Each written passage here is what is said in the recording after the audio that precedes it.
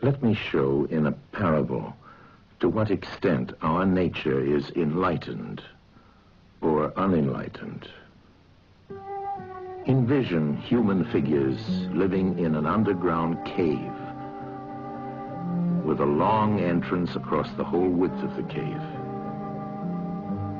Here they have been from their childhood and have their legs and necks chained so that they cannot move and can only see before them, being prevented by the chains from turning their heads around. Above and behind them, a fire is blazing at a distance. They see only their own shadows, which the fire throws on the opposite wall of the cave. For how could they see anything but the shadows if they were never allowed to move their heads?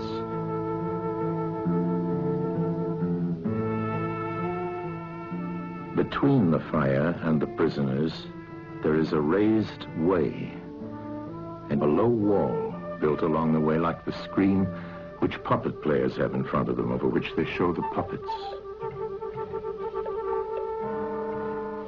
Do you see men passing along the wall, carrying all sorts of articles which they hold projected above the wall? Statues of men and animals made of wood and stone and various materials? Of the objects which are being carried in like manner, they would only see the shadows. And if they were able to converse with one another, would they not suppose that they were naming what was actually before them?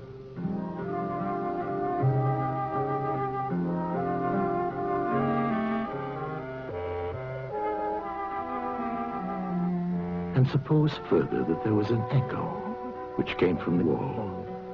Would they not be sure to think, when one of the passers-by spoke, that the voice came from the passing shadows?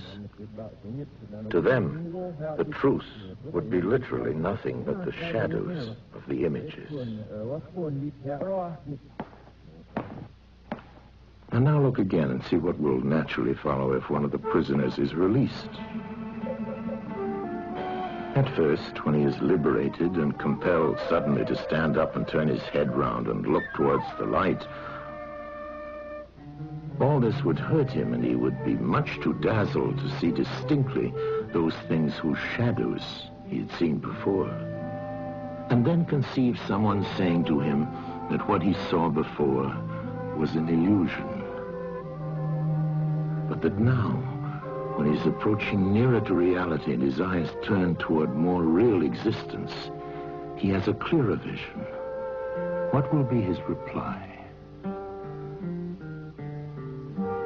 And you may further imagine that his instructor is pointing to the objects as they pass and requiring him to name them.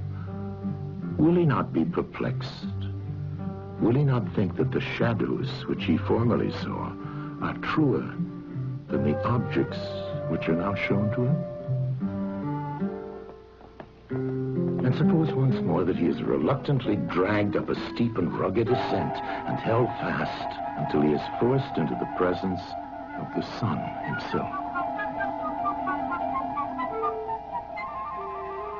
When he approaches the light, his eyes will be dazzled, and he will not be able to see anything at all of what are now called realities. He will require to grow accustomed to the sight of the upper world.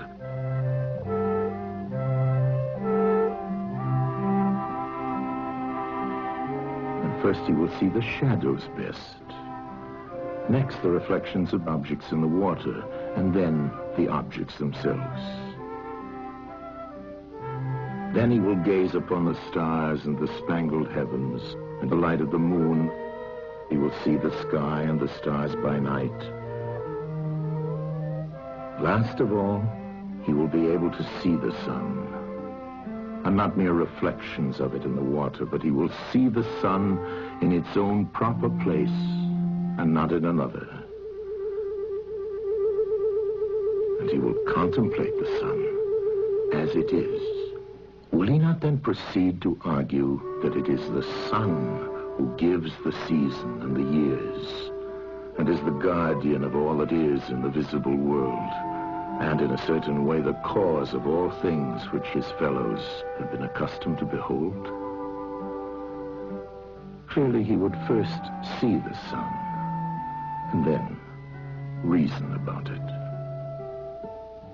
And when he remembered his old habitation and what was the wisdom of the cave and his fellow prisoners, do you not suppose that he would bless himself for the change and pity them?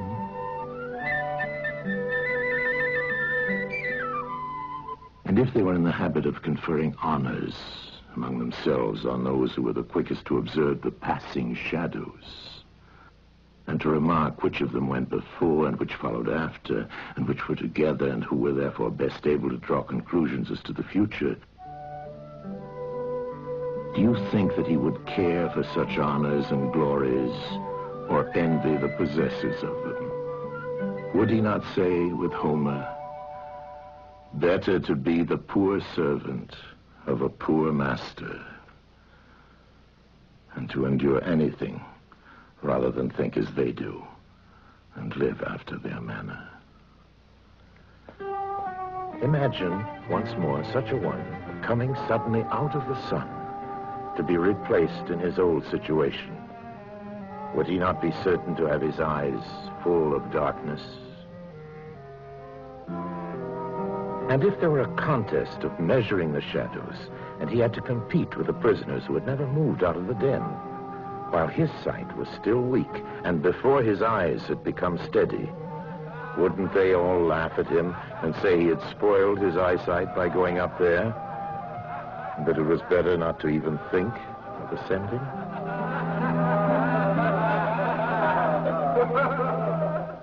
And if anyone tried to release another and lead him up to the light, let them only catch the offender,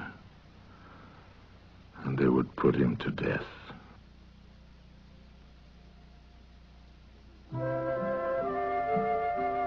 It is the task of the enlightened not only to ascend to learning and to see the good, but to be willing to descend again to those prisoners and to share their troubles and their honors, whether they are worth having or not. And this they must do, even with the prospect of death.